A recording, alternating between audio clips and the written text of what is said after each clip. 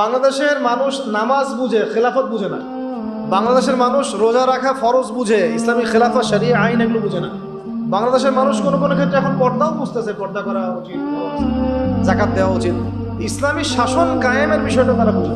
বরং তাদের মধ্যে অনেক সন্দেহ কাজ করে যে আসলে এটা করলে আবার পশ্চিমবঙ্গ আমাদের উপর তেড়ে আসবে কিনা, আমাদের স্বাধীনতা হস্তক্ষেপ করবে কিনা, তাই না? এইটা তাইলে এই খিলাফার সুফল, উপকারিতা এবং এটা না থাকার কুফলটা জনগণের মাঝে প্রচার করা, ব্যাপকভাবে দাওয়াতের মধ্যে এটা নিয়ে আসা, এই শব্দগুলো ব্যবহার করা। এবং এর বাইরে বিপরীতে যে তাগুতি সিস্টেম, যে so called democracy, so called secularism, communism, so called nationalism, এগুলো যেভাবে আমাদের ক্ষতি করতেছে, ইসলামী শরীয়তের মধ্যে বাধা হয়ে দাঁড়াচ্ছে, এটা মানুষের সামনে স্পষ্ট করা। মানে এক কথা পয়েন্ট হচ্ছে জনসচেতনতা তৈরি করা, খেলাফার পক্ষে জনসচেতনতা তৈরি করা, অমুসলিমদেরকে বোঝানো, অমুসলিম ভাই বোনদেরকেও এটা বোঝানো বা জানানো যে খিলাফার আন্ডারে তারাই সবচেয়ে বেশি সিকিউর থাকতে পারবে। আর একটা প্রশ্ন ওঠে খেলাফার কথা আসলে, যে খেলাফা হলে কি এটা মৌলবাদী রাষ্ট্র হয়ে যাবে কিনা, হিন্দুদের উপর অত্যাচার হবে কিনা, এই হবে কিনা, সেই হবে কিনা, এটা সম্পূর্ণ একটা মিথ্যা বানোয়াট বোগাস। উমর রাদিয়াল্লাহু আনহু খেলাফত কালে কোনো অমুসলিমের উপরে যাররা পরিমাণ কোনো অত্যাচার হয়েছে?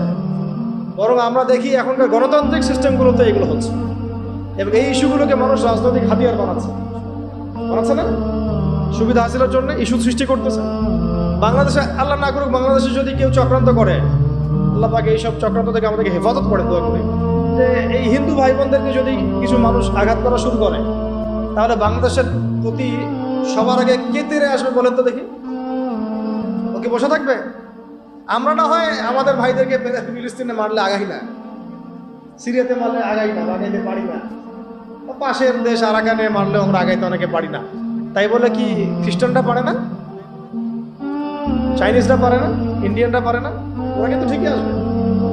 আপনি বাংলাদেশের মাটিতে যদি কোনো আমেরিকানকে কখনো মারতেন বা মারেন, নাউজুবিল্লাহ, না করতে বলতেছি না, তাহলে দেখেন পুরো শক্তি নিয়ে এসে আপনাকে হামলা করবে না? কোন ইহুদিকে যদি আপনি বাংলাদেশে হত্যা করেন, তাহলে পুরো ইসরায়েল আপনার বিরুদ্ধে যুদ্ধ ঘোষণা করবে না? কিন্তু মুসলিমদেরকে সারা বিশ্বে মেরে ফেললে আমরা ওইটা করতে পারি না, বা ওইটার চেতনা আমাদের মধ্যে কাজ করে না। হারাম রিজিকের ব্যক্তি দিয়ে না হবে দাওয়াত, আর না জিহাদ, না খেলাফ। রিজিকে সুদ, রিজিক নোংরা, ঘুষ, দুর্নীতি, আত্মসাৎ, অন্যের সম্পদ আত্মসাৎ করছেন, নাউযুবিল্লাহ, এই বাজারে মাপে কম দিচ্ছেন, ইত্যাদি ইত্যাদি। তাহলে এই রিজিক খেয়ে কি ইলম অর্জন হবে, আর কি ইবাদত করা হবে, আর কি তাজকিয়া অর্জন হবে, এটা আপনি বুঝতে পারছেন। খিলাফত বহু দূরের কথা, তাই না? ওইটা তো চূড়ান্ত একটা স্টেজ, যে একদম বিশ্বের ক্ষমতা, রাজনৈতিক ক্ষমতা হাসিল করা। তাহলে আমাদের সব রিজিকটাকে হালাল করার চেষ্টা করতে হবে। এখন তো সুদের মাধ্যমে নোবেল পুরস্কার পায় মানুষ, তাই না? এটা জাতিগত অবস্থা। তাহলে আপনি রিজিক হালাল কত টাফ বুঝতে পারছেন কিনা, কত কঠিন রিজিক হালাল হওয়া। আমরা পশ্চিমাদের কাছে গ্রহণযোগ্যতার মানদণ্ড বানাচ্ছি কোনো কোনো ক্ষেত্রে, অথচ আমরা ভুলে গেলাম যে সবচেয়ে গ্রহণযোগ্য সে ব্যক্তি যে আল্লাহর কাছে গ্রহণযোগ্য। কি আশ্চর্য!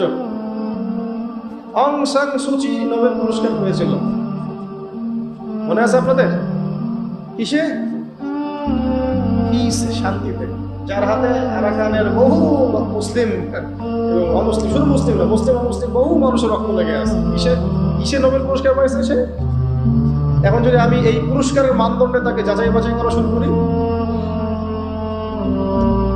তাহলে আপনি একটু জাহেলে মোরাক্কাব, এবং না আপনি দিন বোঝেন, না দুনিয়া বোঝেন, না ইহকাল বোঝেন, না পরকাল। আল্লাহ পাকের কাছে যে মাকবুল, সেই মাকবুল। আল্লাহ পাকের কাছে যে গ্রহণযোগ্য, সেই গ্রহণযোগ্য।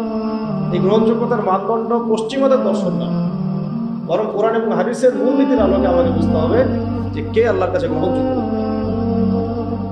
আফসোস এই বিষয়গুলোকে কেন্দ্র করে করতেই হয় যে আমরা এই বিষয়গুলো ভুলেই গেছি। আমাদের চোখ দুনিয়া ছাড়া কিছুই বুঝে না। আপনারা এমন যে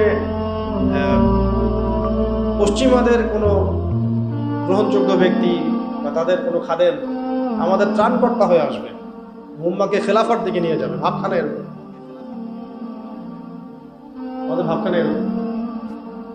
তো আমরা আল্লাহর বিরোধী, আল্লাহ পাকের বিধানের বিরোধী কোনো ব্যক্তিকে যদি মনে করি যে তিনি মুসা আলাইহিস সালামের ভূমিকায় এসে বনু ইসরায়েলকে বাঁচায় নাজাতের পথ নিয়ে যাবে, এর চেয়ে বোকা কোনো জাতি হয়? মানে যারা হারাম খাচ্ছেন, হারামের প্রতিষ্ঠা করছেন, সুদ, তারপরে ঘুষ, দুর্নীতি ইত্যাদি ইত্যাদি, এটাকে একটা সামাজিক সংস্কৃতি বানায় ফেলেছেন, তাদেরকে দিয়ে কুসমিন কালেও আল্লাহ পাকের জমিনে আল্লাহ পাকের বিধান প্রতিষ্ঠা করে এবং তারা সেটা করবেও। ওই চেতনাই তাদের মধ্যে আসবে। বাংলাদেশের অনেক কিছু ইসলামিক ক্ষেত্রেও, রাজনৈতিক ক্ষেত্রেও এবং সামাজিক ক্ষেত্রেও অনেক বিশেষ সিদ্ধান্ত গৃহীত হচ্ছে ফেসবুকের মাধ্যমে। ফেসবুকে একটা হাইপ তুলে দেন, দেখা যাবে মানুষ দেখা যাচ্ছে ওইটাকে সারাদিন বসে আছে, ঘুরে ফিরে ওইটা সামনে আসতেছে, এটা নিয়ে সবাই লেখালেখি করতেছে, পরে ওইটার আলোকে একটা সিদ্ধান্ত বাস্তবায়ন হয়ে গেল। সুবহানাল্লাহ, সুবহানাল্লাহ, কি জাহালাত, কি ফিতনা! কেন জাহালাত ফিতনা বলছি? একটা এক্সাম্পল দিলে বুঝবেন। একটা খালি এক্সাম্পল দিন। মনে করেন এটা উমর রাদিয়াল্লাহু আনহুর শাসন। একটু মনোযোগ করে দেখেন, কার শাসন? উমর রাদিয়াল্লাহু আনহুর শাসনে যারা জনগণ, তারা সবাই সাহাবী না? তারা আল্লাহর রাসূলকে দেখেছেন না? এই দীর্ঘ সময় রাসূলের সহবর্তী ছিলেন না? ওই জামানার একজন ব্যক্তি কি এখনকার সব মানুষের চেয়ে উত্তম না? বুঝলেন কথা? কিন্তু উমর রাদিয়াল্লাহু আনহু সমস্ত সাহাবীদের সাথে এই তথাকথিত গণতান্ত্রিক পদ্ধতিতে মাশওয়ারা করতেন না। মাশওয়ারা করার জন্য ওই সাহাবীদের মধ্যেও বাছাইকৃত একটা প্যানেল ছিল, তার যেটাকে বলা হতো মজলিস শুরা। কি বলা হতো? মজলিস শুরা। তার মধ্যে বড় বড় বরেণ্য সাহাবী আলী রাদিয়াল্লাহু আনহু ছিলেন, উসমান রাদিয়াল্লাহু আনহু ছিলেন, তালহা রাদিয়াল্লাহু আনহু ছিলেন, আব্দুর রহমান বিন আওফ ছিলেন রাদিয়াল্লাহু আনহু, আর কি জুবাইর ইবনে আওয়াম রাদিয়াল্লাহু আনহু ছিলেন। এরকম প্রায় 10 জন 15 জন সাহাবী একটা প্যানেল ছিল। দেখেন, সাহাবীদের যুগেও তিনি বাছাইকৃত মানুষদের সাথে মাশওয়ারা করে সিদ্ধান্ত নিতেন। আমি কি পয়েন্ট বুঝাতে পারছি? সাহাবীদের যুগেও তিনি বাছাইকৃত সাহাবীদের সাথে মাশওয়ারা করে সিদ্ধান্ত নিয়ে রাষ্ট্র পরিচালনা করতেন। আর আমরা ফেসবুকের হাইপ থেকে সিদ্ধান্ত নেই। একটা এক্সাম্পল দিলাম। উমর রাদিয়াল্লাহু আনহু সমস্ত সাহাবীদের মধ্যে থেকে বাছাইকৃত সাহাবীদেরকে নিয়ে মজলিসের শুরার মধ্য দিয়ে সিদ্ধান্ত নিয়ে রাষ্ট্র চালিয়েছেন বলেই তো ওই যুগ থেকে বলি আমরা সোনালী যুগ। ওই জামানায় যদি ফেসবুক থাকতো তাহলে অবস্থা খারাপ। একা একা আপনি কিছুই করতে পারবেন না। একটা জামাআ, ইমারা, আমির, সামউ ওয়া তাআ এবং বায়আ ছাড়া মুভমেন্টগুলো হয় না। এই জন্যই ওই পর্যায়ে পর্যন্ত যেতে পারছি না। আর যারা দেখেন ওই পশ্চিমা শক্তির মোড়ল, নাম না হয় নাই বললাম, ওই রাষ্ট্রের নাম অনেক ইচ্ছা করে না, তাদেরকে যে পিটিএ বের করছে খোরাসান থেকে 20 বছর ধরে মাইক দিছে, তাদের মধ্যে এই সুন্নতগুলো ছিল। আমির ছিলেন, ইমারা ছিল, জামাআ ছিল, ঐক্য ছিল, বায়াত ছিল। এইটা আমাদের মধ্যে উঠে গেছে, জরুরি। বায়াত কটা হলো? ওটা আমির লাগবে, বায়াত লাগবে এবং অনুসারী লাগবে। 9 নম্বর কি লাগবে? অনুসারী লাগবে। অনুসারীদের কর্তব্য হচ্ছে সামি'না আতা'না, সামি'না আতা'না, শুনলাম মানলাম, শুনলাম মানলাম। হ্যাঁ, যদি আমিরের মধ্যে এমন কিছু দেখা যায় যে সে সরাসরি কোরআন সুন্নাহর বিরোধী কোনো কাজ করছে, তখন আপনার ওই কথার কোনো ইয়া নাই, আপনাকে শুনতে হবে না, মানতে হবে না, তখন এটা নাই। যেমন আবু বকর রাদিয়াল্লাহু আনহু যখন খলিফা হয়েছেন, আপনারা একটু এটা গুগলও সার্চ করলেও পাবেন, কিতাব না করলেও গুগলও পাবেন। যখন তিনি খলিফা হয়েছেন তখন জাতির উদ্দেশ্যে একটা ভাষণ দিয়েছেন। কত মিনিটের ভাষণ জানি? কত সেন্টেন্সের ভাষণ? 4 থেকে 5টা সেন্টেন্সের ভাষণ। পুরো জাতির উদ্দেশ্যে ভাষণ দিচ্ছেন খলিফা হওয়ার পরে। কত সেন্টেন্সে? 4 থেকে 5টা বাক্যের ভাষণ। আর কোন জাতি চিন্তা করেন, আর জ্ঞান কত বড় আল্লাহর ওলি, তিনি এটাও চিন্তা করেন। আবু বকর রাদিয়াল্লাহু আনহু বলছেন যে আমি তোমাদের মধ্যে সর্বশ্রেষ্ঠ মানুষ নই, মানে আমি মনে করি না যে আমি তোমাদের মধ্যে সর্বশ্রেষ্ঠ মানুষ, কিন্তু আমাকে তোমাদের আপনাদের পক্ষ থেকে এই দায়িত্ব দেওয়া হয়েছে। 1 নম্বর সেন্টেন্স শেষ। 2 নম্বর হচ্ছে আসিদকু আমানা ওয়াল কাযিবু খিয়ানা। সত্য এবং সত্যবাদিতা হচ্ছে আমানত, এবং মিথ্যা, এই যে প্রতারণা, মিথ্যা, এগুলো হচ্ছে খিয়ানা। 2টা সেন্টেন্স, ঠিক আছে? দাঈফুন মিনকুম কাওয়িয়ুন ইনদি হাত্তা আখুযা হাক্কা লাহু ইনশাআল্লাহ। তোমাদের মধ্যে যারা দুর্বল তারাই আমার কাছে সবচেয়ে বেশি শক্তিশালী। হ্যাঁ, তোমাদের মধ্যে যারা দুর্বল তারা আমার কাছে সবচেয়ে বেশি শক্তিশালী, যতক্ষণ পর্যন্ত আমি তোমাদের হকটা আদায় না করছি। আর কাওয়িয়ুন ফীকুম মিনকুম দাঈফুন ইনদি হাত্তা আখুযা হাক্কা মিনহু ইনশাআল্লাহ। আর তোমাদের মধ্যে যারা শক্তিশালী মনে করো তারাই আমার কাছে দুর্বল, যতক্ষণ না তোমাদের কাছ থেকে আমি গরিবের হকটা আদায় না করছি। চিন্তা করুন, ভাষণ দেখছেন? কটা সেন্টেন্স হলো? আরেকটা হচ্ছে প্রশ্ন হচ্ছে যে আল্লাহ পাক ওই জাতিকে সম্মানিত করেন যে জাতি জিহাদের পথ বেছে নিয়েছে। আর যখন কোনো জাতি জিহাদের রাস্তা ছেড়ে দেয়, আল্লাহ পাক তখন তাকে অসম্মানিত করেন। কত নম্বর সেন্টেন্স? 5। আর 6 নম্বর একটা সেন্টেন্স ছিল, হ্যাঁ, আর কোন জাতি তখনই ধ্বংস হয় যখন তার মধ্যে অশ্লীলতা ছড়িয়ে পড়ে। কুমু লিস-সালাহ ইয়ারহামুকুম, সালাতের জন্য দাঁড়াও, আল্লাহ তোমাদের শেষ ভাষণ। শোনা লাগে মেসেজ, বুঝতে পারছেন?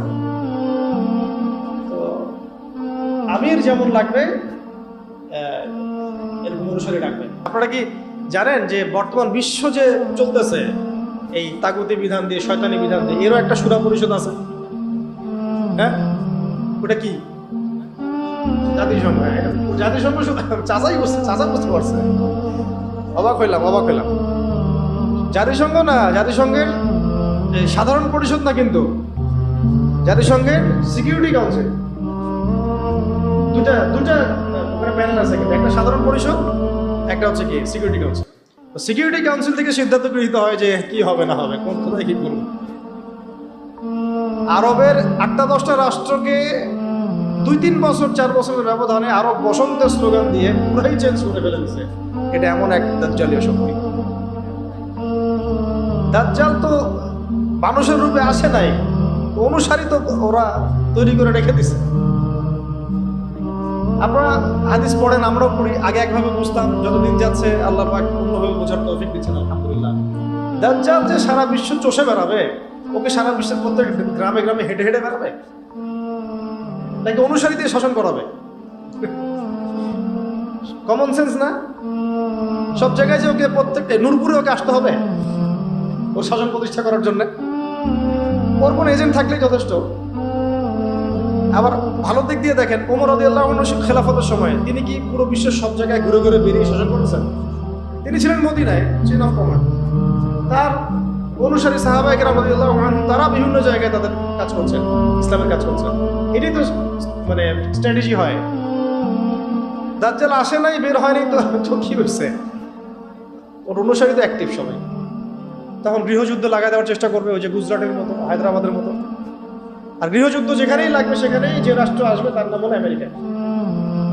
যেখানেই দেখবে যে গৃহযুদ্ধের মতো কোনো পরিবেশ, ও আসে বলবে যে আমার এখানে শান্তি কায়েম করতে হবে, গণতন্ত্র কায়েম করতে হবে, তাই আসছি আর।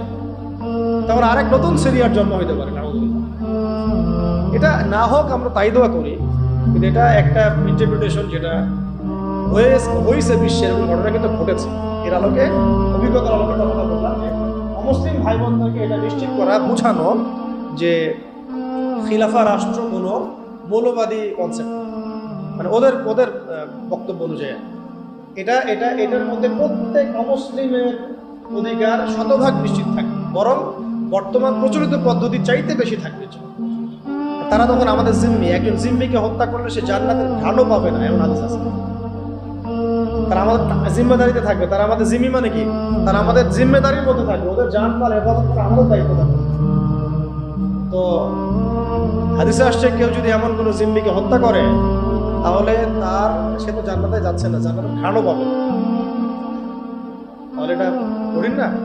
তো এই সচেতনতা তৈরি করা এটা খুব বিপদ একটা কাজ। তাই একজন বললেই হবে না, আমাদের সবাইকে এখন থেকে কথার মধ্যে এই বিষয়গুলো আনতে হবে যে শুধুমাত্র নামাজ, রোজা, হজ, যাকাত এই বিষয়গুলোই ইসলাম নয়, বরং ইসলামিক শাসন প্রতিষ্ঠা করার জন্য আমাদের চেষ্টা করব। ইসলামী ল, ইসলামী শরিয়া আইন, ইসলামী খেলাফা কনসেপ্ট, এই কনসেপ্টটা সবাইকে বোঝানো। আমি খুব আশা করেছিলাম যে এই ধাক্কায় হয়তো ইসলামী খেলাফতের দিকে হয়তো আমরা একটু শুনতে পারবো, কিন্তু আবারও হতাশ হলাম,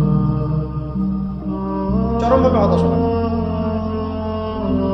আমরা দেখলাম যে মাজলুমের বিজয় হলো, জালেমের পতন হলো, এরকম করে আমরা দেখলাম। ইতিহাসে হয়েছে, ফেরাউন ধ্বংস হয়েছে, নমরুদ ধ্বংস হয়েছে, কিন্তু আমরা যেন ওই ফেরাউনের কবল থেকে নিষ্কৃতিপ্রাপ্ত এই উদ্ধত বনু ইসরায়েলের মতো হয়ে না যায়। ফেরাউনের কবল থেকে মুক্তি পাওয়ার মাত্র 40 দিনের মাথায় বনু ইসরায়েল বাছুর পূজা শুরু করছিল। কত দিনের মাথায়? আর আমরা তো 40 দিন লাগে নাই, 7 দিনের মাথায় আমরা মাশাআল্লাহ ট্রান্সজেন্ডার, সুদ, পশ্চিমাদের দাস, এমন কিছু মানুষকে আমরা আমাদের মাথার উপরে নিয়ে চলে আসি। আল্লাহ আমাদেরকে বোঝান।